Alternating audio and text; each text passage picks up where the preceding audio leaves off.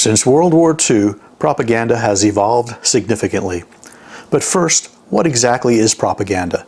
Propaganda is the dissemination of information, although the information being disseminated does not necessarily need to be true. It is the spread of information, true or false, for a cause. One of my favorite sayings is, "It does not matter if the lie is exposed as a lie, as long as it served its purpose." A couple of recent examples of this are the fake dossier, Trump said to inject yourself with bleach, the Russian hoax, and the claim the Hunter Biden laptop was Russian disinformation. These three lies were exposed as lies, but it did not matter at the time they were being circulated. They were designed to further a cause, so even though those lies were exposed as lies, they did serve their purpose. And that brings us to another one of my favorite sayings. It is easy to convince someone of a lie, but almost impossible to convince them the lie was a lie. There are still people walking around who believe the previous mentioned falsehoods are true to this day. They still think Putin is Trump's buddy, even though it was Trump who imposed tariffs on Putin and Joe Biden who lifted them.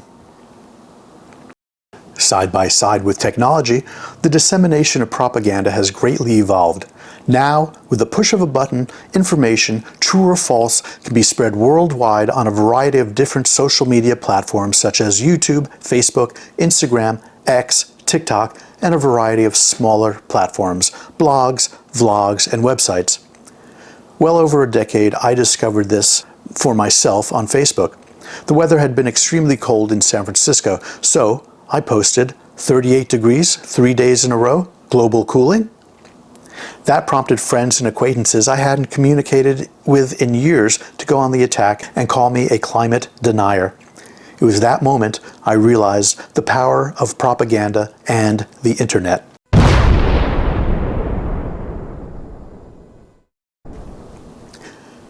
We've come a long way since television, with its 6 or 7 channels. The newspaper or weekly magazine was the main way information was being spread.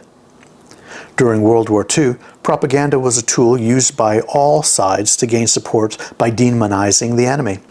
Nazi Germany depicted Jews as greedy, corrupt, or physically grotesque, often exaggerating features like large noses.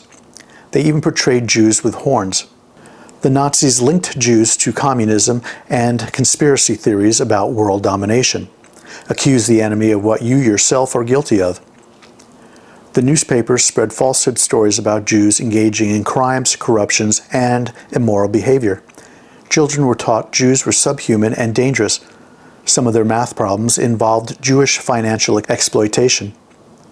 Indoctrinating young Germans with anti-Semitic teachings prepared them to become good Nazis.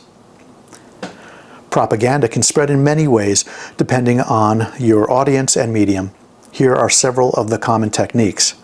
Mass media, by today's standards, is the most primitive way, but still used and still effective. This includes print media such as newspapers, magazines, and pamphlets. Another way which is slowly being phased out is broadcast media. Television and radio, news segments, and documentaries once dominated the dissemination of propaganda. No more. Memes and easily shareable images or videos that carry persuasive messages are very effective and can be found on just about every social media platform.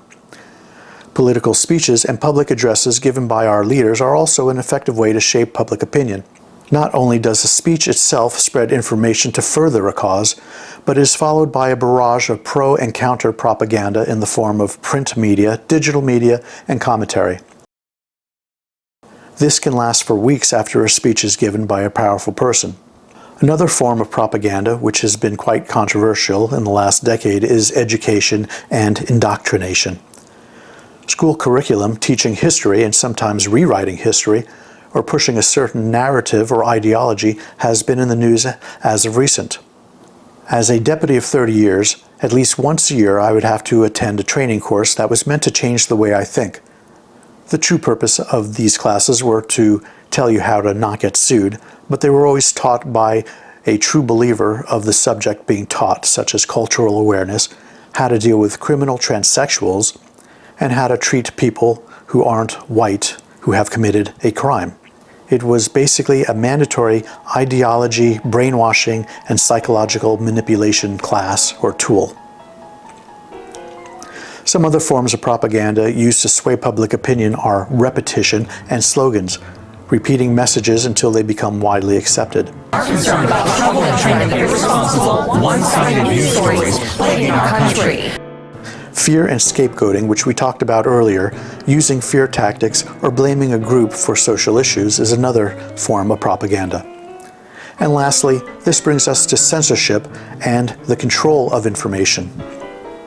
Is silencing opposing viewpoints, suppressing the dissemination of information that does not agree with your own ideology, or even punishing those who speak publicly out against the current thing a form of propaganda? Well, if it involves information and is used in one way or another to sway an opinion, I guess it would be a form of propaganda, and suppressing information would be a form of fascism.